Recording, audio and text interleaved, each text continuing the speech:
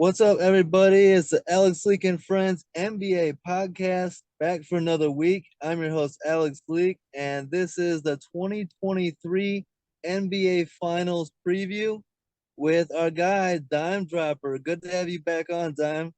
Oh, thanks, Alex. Anytime.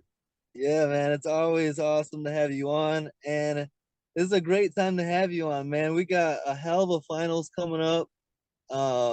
And we really couldn't ask for a better series, and no one could have predicted this series either. Like, this is a lot of fun, something we never would have anticipated. Absolutely not. I mean, I've been saying Denver's going to go to the conference. I'm sorry, to the finals since before the playoffs even started. But the Miami Heat, I mean, are you kidding me? This is the 2021 finals where everybody was saying like the Bucks and the Suns, no one's going to watch. But this feels like the casuals are saying that, but it feels like these two teams really deserve to be here. Whereas that year, okay, I give credit to the Milwaukee Bucks, they won the championship, but the whole Kyrie and Harden getting hurt, and like remember KD's shoe being just a little too big. Yeah. Whole thing where it didn't feel like the Bucks were really the best team in the East, but especially in the West with the Phoenix Suns beating every single team that happened to have an injury. It just didn't really feel like those were the two best teams. But these two teams have stood above the rest. And I think Nikola Jokic and Jimmy Butler have also been the two best players in the playoffs. And Michael Malone and Eric Spoelstra have also been the two best coaches in the playoffs. So coaches, teams, players, this series has the two best teams to meet in this year's playoffs, in this year's season. And I can't wait to see it. I agree 100%. Jokic averaging a triple double in the Western Conference Finals. Jimmy Butler's been on fire the entire playoffs, and it's great to see. And I agree. Eric Spoelstra, in my opinion, was coaching circles around Joe Mazzulla. Man, it was bad. But it's great to see, man. I can't wait for these finals. So great call by you on being on the Nuggets going into the playoffs. I didn't believe you. I was like, man, the Nuggets got to show me something. But you were right. You saw this coming, man. Good call. Yeah, I kind of want to go back and watch the episode that we did together and see what I was saying about Denver then. But I just feel as though they were the only team in the West that was great all year. You know, the Clippers had their injuries. The Lakers it was a late surge. The Grizzlies and the Sacramento Kings aren't necessarily championship ready. And then the Warriors, they had their flaws all season long. And we saw that they weren't really a great team this year either. They were a good team. So to me, Denver was really the only great team all season long, and they showed it in the playoffs. So to me, my safe picks, who I trusted going into the playoffs for the West, I was all in on the Warriors and the Suns, and they both disappointed me. The Warriors especially, like, I picked the Grizzlies to beat the Lakers. That fell through. I was like, all right, but I'm like, here come the Warriors. I had complete faith in the Warriors to beat the Lakers. And then they dropped the ball. The Lakers beat them, and then I started to get worried. I'm like, oh, here we go. The Lakers are going to get back to the finals. And your Nuggets came through and shocking fashion to sweep them. How surprised were you? I mean, I know you picked the Nuggets to go to the finals, but how surprised were you that they swept LeBron and AD? Very surprised. LeBron's only been swept by two teams in his career that were clearly favorite. The Nuggets Mm-hmm. were favorite, but I wouldn't say clearly favorite. A lot of people were picking the Lakers, and for them to get swept, and the craziest part was every game was close, Alex. Like they were in every game, but ultimately, Jokic and Murray closed out the games better than AD and LeBron did in every single one. And that was the difference maker. Game two, the Lakers could have changed the series by winning that game, but Jamal Murray just went nuclear. And Yeah. for them to not just win the third game, but to go in and win game four, even though Yeah. they were down by double digits and they just kind of took the life out of the building. I mean, Jokic, especially in that game, was just incredible. Aaron Gordon was making jump shots. You got to give the Nuggets so much credit on both ends of the floor. I mean, the big knock against them was that their defense wasn't good enough. Well, they've shown everybody that those regular season defensive stats were fool's gold. And when it came down to it, they can guard, and their offense is just amazing. And they're led by a generational player. In my opinion, he's become the best player in the league, Nikola Jokic, this season. Absolutely. To me, my X factor going into that series was Jamal Murray.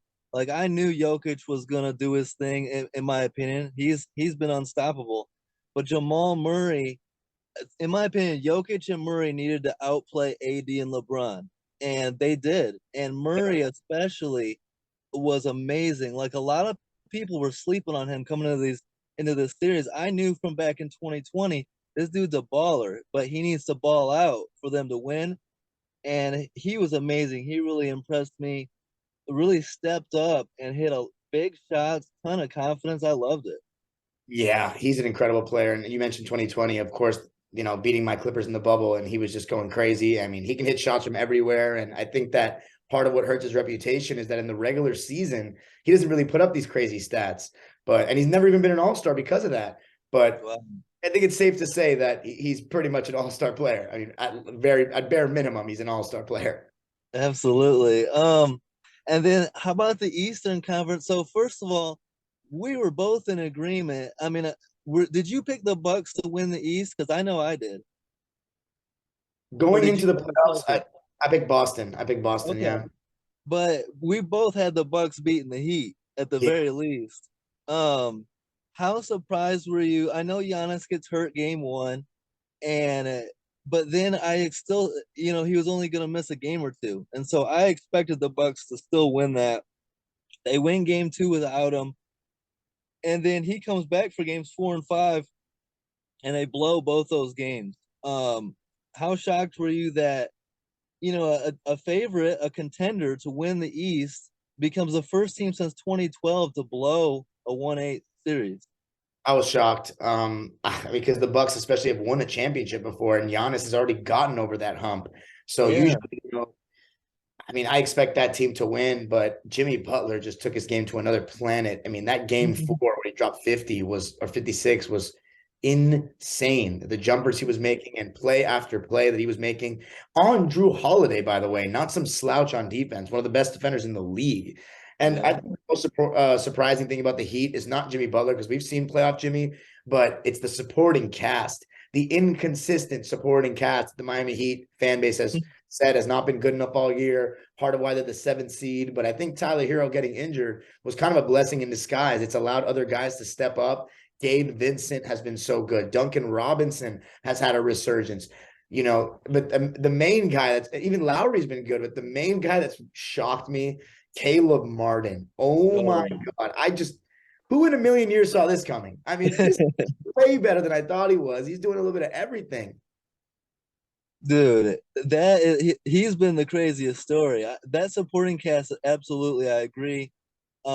Inconsistent, but they seem to step up at the right time. And Caleb Martin has been insane. How about Duncan Robinson, who's been playing great and then misses those two wide open threes at the end of game 6 against Boston? Like, man, but they have been stepping up for the most part. Kyle Lowry, I agree, has been great. So the Heat win that. That was a crazy start. Did we start to see some of the issues with Boston, do you think, in the Atlanta series? A lot of people expected that to be a sweep or 5 games, and it goes 6 and could have even gone 7. Did you think we started to see it a little bit there? We absolutely did. I mean, I think it's all mental with the Celtics. I think they had this on and off switch. And I think that when you saw that off switch the first 3 games of the Heat series, and then you saw them turn it on in the next Yeah. 3. But I think that they lacked killer instinct this year. I thought they only played hard with their backs against the wall, kind of, and they just didn't have that. Let's play hard for 4 quarters, no mercy, play smart, and just bury teams the way they had last year. And I just think that you saw their mental lapses more than anything, their lack of, defensive pressure for like a quarter or two that would change the game, or their falling in love with the three, and then Jason Tatum and Jaylen Brown just taking turns isoing behind the 3-point line. I Yeah. mean, low IQ ball from the Celtics, and as I said, a lack of killer instinct to me, and attention to detail for 4 quarters that championship teams need to have. I know it's really hard to put together 4 great quarters of ball, especially in the NBA playoffs, but championship teams tend to do that. And you've seen the Denver Nuggets do that. You've even seen the Miami Heat do that, like in game 3. They just smacked them in the face. Boston, they really struggled to put together 4 good quarters. Yeah, and they almost blew it in the semifinals against Philly. Doc Rivers almost got a big series win there, got the Philly to the conference finals, but Jason Tatum saved his summer with that fourth quarter performance. What was that in game 6? Yeah. Um, I mean, what did you think of that? Like, if he doesn't have that fourth quarter, that's a terrible way to end. You know what I mean? Yeah, and I think it's going back to what I just said. The Celtics in Game 5. I mean, they just didn't play like the team that we know they can play like. And then all of a sudden in Game 6 they want to do it. Like it's and in Game 7. Like they Jaylen Brown said it best after Game 6. He said we seem to want to do things the hard way, and it finally bit him in the ass. Jason Tatum, though, I will say this about him: under elimination, like he takes his game to another level. It's very Hmm. unfortunate that he got injured in Game 7 early in that game against the Heat, but Game 6 against the Sixers, Game 7 he dropped 50 points against Yeah. in Yeah. Game 6 against Miami. He was good too. So I mean, he didn't shoot that well, but he had 25 points in the first half, and they started double teaming him a lot in the second half. So elimination game Tatum, I think, is a real thing, something to look forward to, or something to look for going forward as his career continues. But it definitely ended up being a disappointing ending for him and his team. Yeah, to me, this is a big thing that I look at. So Joel Embiid wins regular season MVP. He gets into the playoffs, and if you look at his playoff stats, it's 10 points per game less than his regular season average. Jimmy Butler, I mean, I don't care if you get in as an eight seed, just get into the playoffs, and his points per game goes way up. I want a guy like Jimmy Butler who's going to elevate his game in the playoffs and elevate his team and be a true contender, a true tough team to beat, for even the contenders. And I just never see that from Philly. I never see that from Embiid. Like they never truly give you a deep run to be like we're here now. Absolutely. And I think it starts with Glenn Rivers and James Harden, but they got one of those guys out of here. But then now Yeah. you as you said, you got to talk about Embiid in the way that we need to admit now. People have made excuses for him in the past that he was injured, he wasn't 100%. He got injured again in this playoffs, but the fact of the matter is, it's decision making things more than anything with Embiid. His game drops in the playoffs because he wants to play the hard way too. He wants to play like a guard as opposed to dominate on the inside where he actually has the skill too, I might add, which makes him that much more frustrating. So Embiid, he has shown time and time again that his game does not go up in the playoffs. It drops. He's a playoff Yeah. dropper, as they like to say, as of now. Now, the thing is, he's still in his prime. He still has the best years, some great years still ahead of him. So he can get over this, but he needs to make some changes to his game. I think starting his move lower, on the block, not just facing up at the foul line or catching the ball 15 feet away. He needs to work harder without the ball. And I think when he catches the ball so far away from the basket, it makes his job harder. It makes the defense easier to double load up on him, all this stuff. So the jump shot, like good teams, great teams are going to let him shoot. When a 7'2" guy is shooting outside shots, unless Yeah. they're not Ray Allen, you know what I'm saying, or Steph Curry, you are going to live with that. It is what's the word? It is I'm looking for the right word.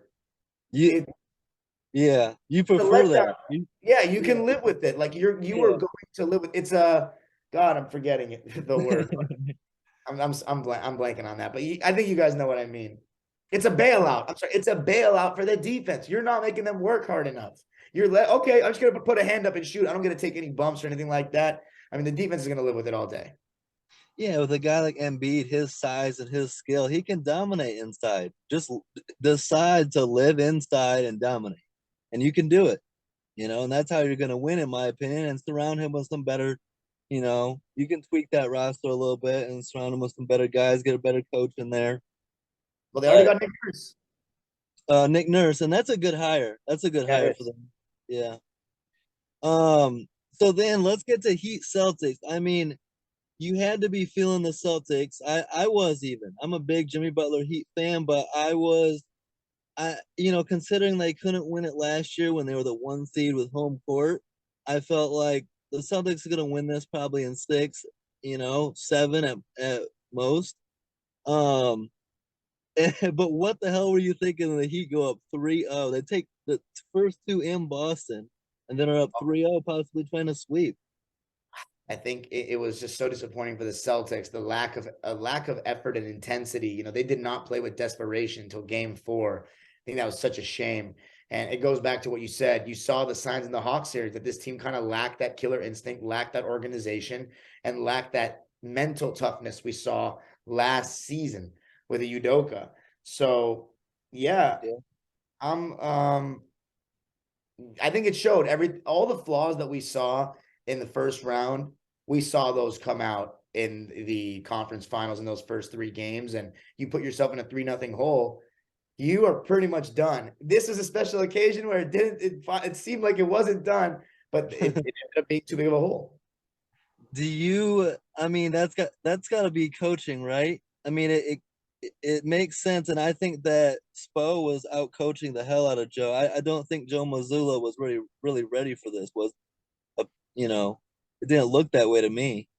It didn't, but here's the thing. I said he wasn't ready as well after the first three games, but then we saw in the next three games that it really came down to the stars.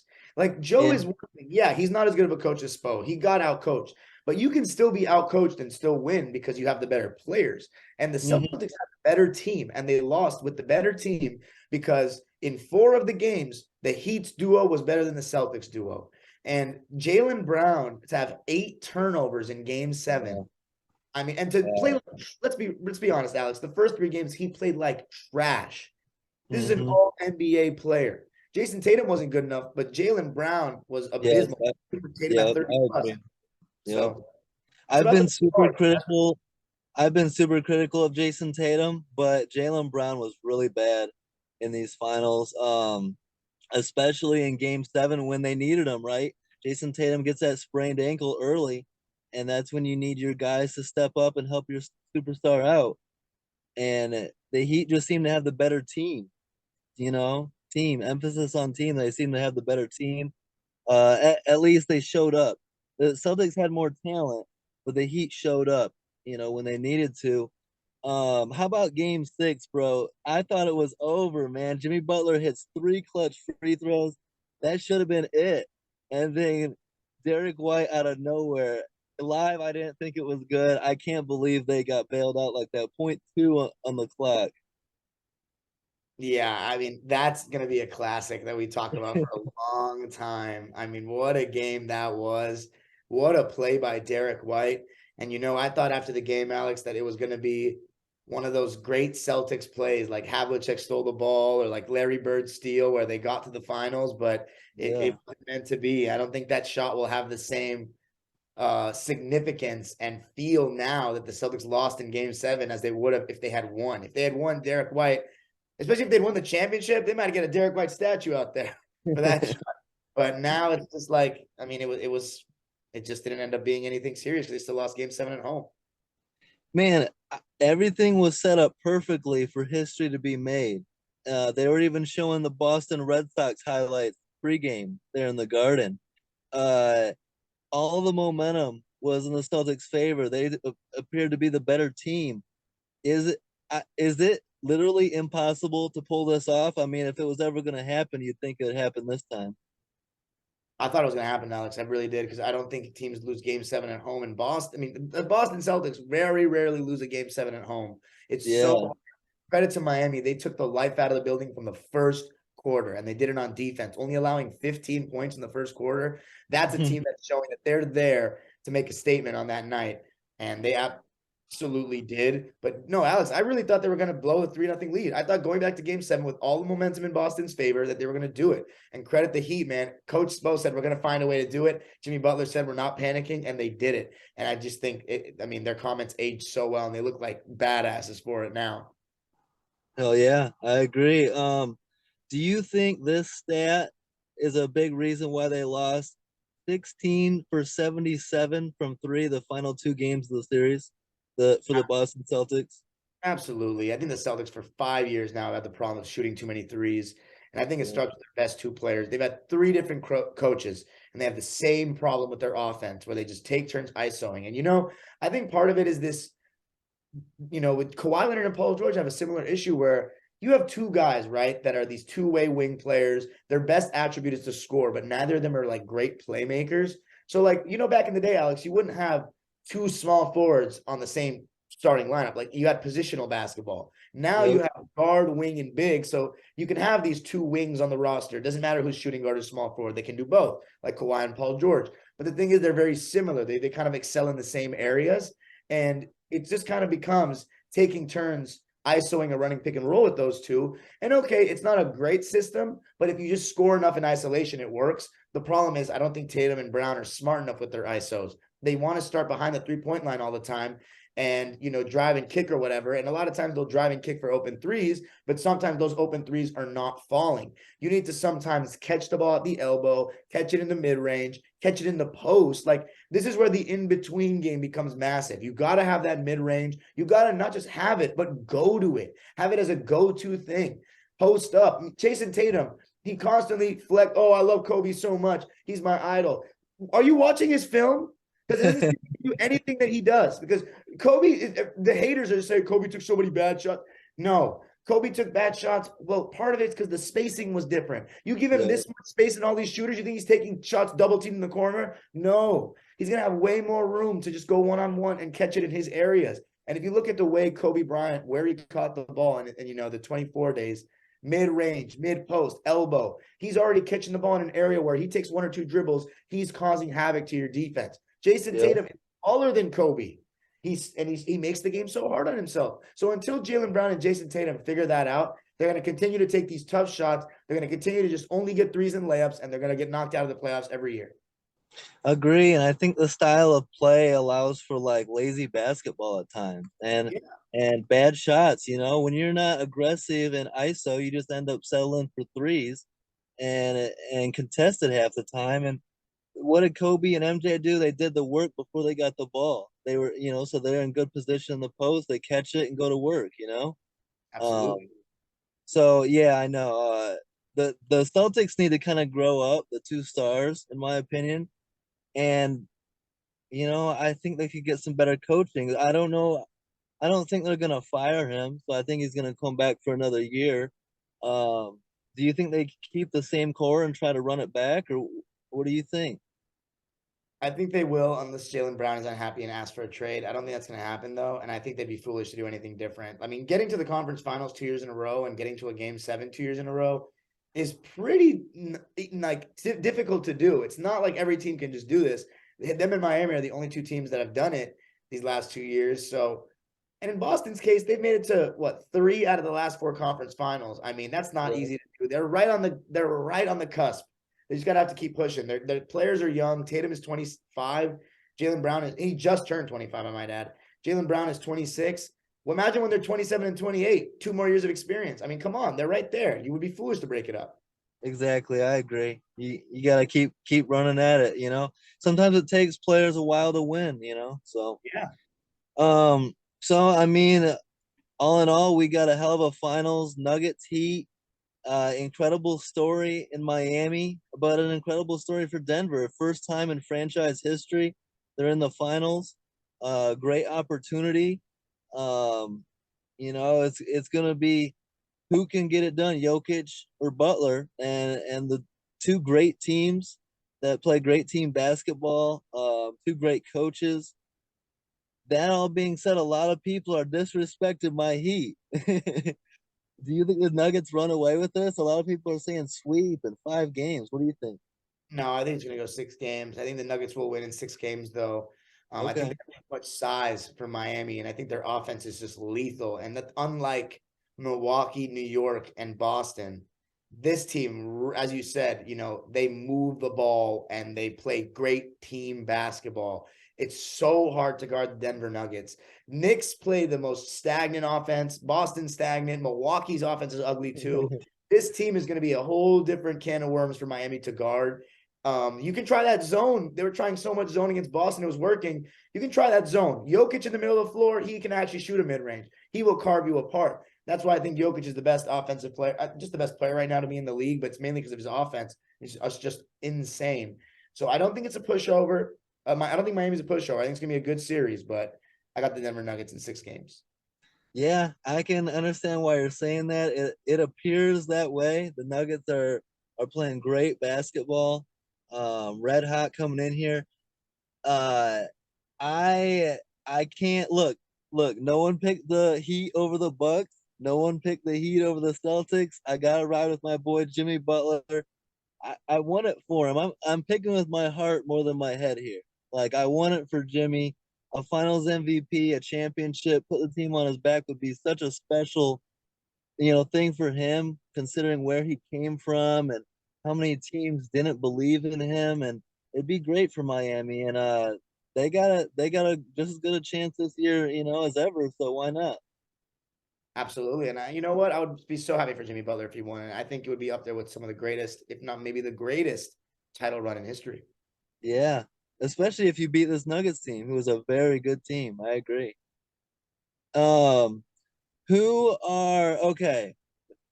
I'll get you out of here on this. Who are the most disappointed in the Eastern Conference? Is it the Celtics, the Sixers, the Bucks? Who is the most disappointing team in your opinion this year in the playoffs? It's got to be Milwaukee. Yeah, You lost in the first round. I think that, but Boston. All three of those teams should be disappointed because Philly had a game 6 to close at home. yeah, Boston had a game 7 to close at home. I'm not yeah, gonna lie, I'm really disappointed in Boston to lose by 20 like that at home in a game 7 is just so yeah. abysmal. If I had to choose one, I would go with the Bucks. Bill Simmons was so depressed on the pod I listened to. Or like, I gotta listen to it. Yeah, him and his dad.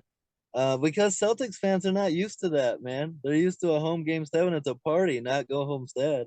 That's right. Um, and then what about in the West? I mean, I believed in Phoenix. I believed in Golden State. Are you disappointed in your Clippers? Who are you most disappointed in the West? Well, if you talk about the entire season, it's the Clippers, but we were injured, so I can't Yeah, playoffs. I would have to go with the Warriors. I thought that they got beat pretty handedly by the Lakers. They got yeah, bullied. yeah. And Klay Thompson to play that badly. Oh my God. Draymond Green. It's like every game just comes down to if Draymond Green's gonna look at the basket or not. Like if that's what's gonna come down to, then and Jordan Poole, I mean, his confidence was just shot. I So was getting mad at him, man. He was playing like it was the regular season, sloppy, bad shot selection. yeah, Warriors were my pick. And even Curry didn't have a great series in the end. So Yeah, didn't be yeah. my pick. All right. Well, I mean, who's your pick? So all right, you already picked what Nuggets in what 6? 6 games, yep. Who's your Finals MVP? Jokic? Yeah, the Joker. First finals MVP since Shaq as a center position. Hell yeah! I told Ricky G, I was like, the big man position's coming back. And I think Wembanyama is gonna add to that. Yeah, if Jokic wins a championship as a center, man, it's gonna be so great because I know, we've talked about like the changes in the game and all that. And I guarantee let me ask you, have you heard over the last like 15 years, some people be like, I don't think a big man's ever gonna lead their team to a championship again. The game has changed too much. And I'm like, all we need is the right big man to change that narrative. And I think we've got yeah. him. The game is evolutionary. Like it's cyclical, and the big man's absolutely gonna come back. All it takes is some dominant bigs. Absolutely. Yeah. Um, Jokic, Embiid, even some more coming up. If Zion can ever get healthy, um, Giannis is a monster, but Wembanyama too. I mean, that guy is crazy. He's gonna Yeah. be in. Um, I got Jimmy Butler winning my Finals MVP. That would be a great story. If it's Denver, I hope it's Jamal Murray. That's my favorite guy on that team. So That would be great for him if he won finals MVP after everything he's been through. yeah. But all right, well, thanks for coming on, Dime. It was awesome talking with you. Great insight as always, man. Oh, thanks for having me anytime, man. Yeah, absolutely. Thank you guys for checking out the show. Don't forget to like, subscribe, leave a comment. Have a great week, guys, and peace out.